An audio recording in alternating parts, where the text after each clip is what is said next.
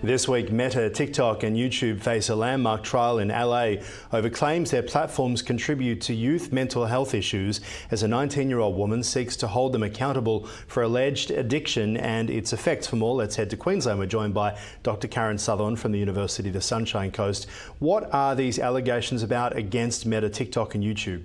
This case in particular, the plaintiff is saying that social media platforms are designed to make users addicted to them, and therefore they have to stay on the platform. They feel like they have to stay on the platforms due to this addiction, meaning then they're also presented with the content on there that can cause distress and negatively impact their mental health.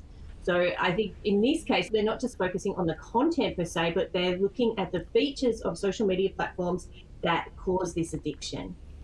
So let's talk about the plaintiff. What are her actual claims regarding social media addiction? She's saying that due to social media, her quality of life has diminished because she feels compelled to have her phone in her hand and be constantly checking and staying on the platforms. The addictive features on the platforms to make you stay so that you're constantly checking. They've put in features to try and stop that from happening. So you can choose whether you want to see if people are liking your posts and things like that. But it's that sort of instant gratification that comes from social media content and that constant checking that keep luring people back to stay on the platforms.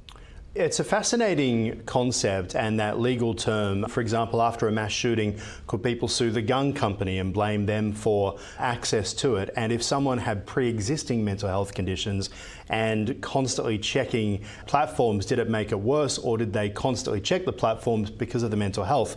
There are so many questions here, and no doubt Meta's lawyers will be really looking into the previous mental health of the person involved, surely. Oh, 100%. And this is the first sort of case of its kind. And what is the worrying thing for the platforms is that if she wins, then it's going to open the floodgates for more. But you can see the seriousness of the case and the allegations because Mark Zuckerberg is actually testifying in the case as well. It seems that Snap settled out of court before this, but the other platforms will be having their day in court to rebut the allegations. Yeah. It's interesting if they're settling, as you say, about Snap, because there could be a flood of cases if that's the case. I don't know the details of that.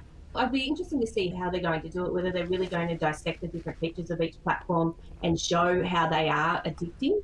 But again, each of the platforms has tried to put measures in place to stop that. It was a long time after they were there, but there's sort of parental controls, and TikTok, I think, has for younger users, it has a notification that comes up when they've been scrolling for too long and things like that. So there are measures in place, but I'm not sure how well they'll stand up in court. Yeah, it's interesting as a test case as well for other lawsuits throughout the entire of the big tech world, because we are seeing Australia starting with the under-16 social media ban, and as students return to school for the first time after a summer of not using social media, it will be interesting to see the effect. It does feel like there is somewhat of a backlash, if not a war, against social media companies at the moment. I think so, and I wonder if now there is enough data, because they have been around for quite a while now, and I think beforehand people just accepted them for what they are. They didn't like them, but actually taking them to court was a level that no one really decided to take them up on.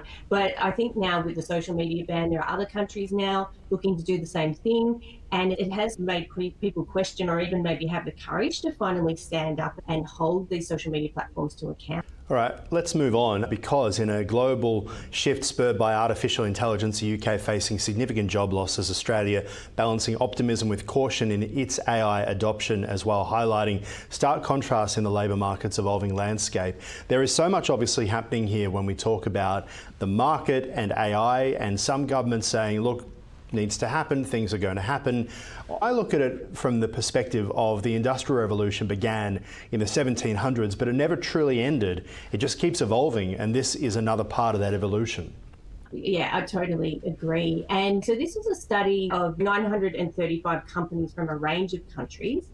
And yes, so it shows that some countries are more advanced in the adoption and complete sort of integration of AI in their workflows and operationally more than others. So the UK has already started cutting jobs. They said it was about 8% of more entry-level and mid-range jobs, whereas Australia isn't anywhere near that. yet. And there's only about 12% of Australian companies in the study that were even using AI in a particularly big way. So we can see the differences there. Not to say that we won't catch up, but yeah, adoption at this stage in Australia is still quite low compared to other parts of the world. Yeah, exactly. So talk to us about how AI is actually impacting markets differently in the UK and in Australia. As you mentioned, there seems to be a lot of talk about an impact, but are we actually seeing it in the numbers? Look, I don't think so as in Australia, but I have seen other studies in the US. And I think one of the major issues that I've seen coming out of the US is that graduating college students are having a really hard time finding that first job, because a lot of those entry-level roles, even with a degree, are being reduced because of AI. People are using AI for those sort of more lower-level tasks and administrative tasks rather than hiring someone new and training them up to move them through the ranks. And while in the US, AI is used a lot more than in Australia and the UK, I think that it won't be long before it will trickle down here as well. Once people adopt it more and can see what it can do, it will never replace people. But the worry is that those working your way up into a company is going to be very difficult now, I think, with AI if you're not given that first chance to start. Which industries are actually in focus here when it came to Morgan Stanley's study on AI's impact? Which are the industries that are most likely to be affected at the moment? Legal's a big one. It seems to be those industries where there's a lot of, I guess, large quantities of data analysis is being used, AI is being used to make that a faster process.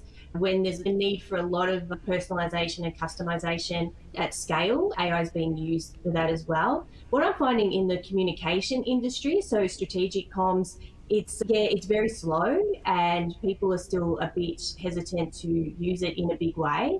They're using it for certain tasks and not others, but a lot of it is around that data analysis and really, I guess, saving time by using it for drafting and things like that, brainstorming, those sorts of tasks. Yeah, fascinating times ahead for the job market. Appreciate your insights as always. Dr. Karen Sutherland there from the University of the Sunshine Coast. Thank you.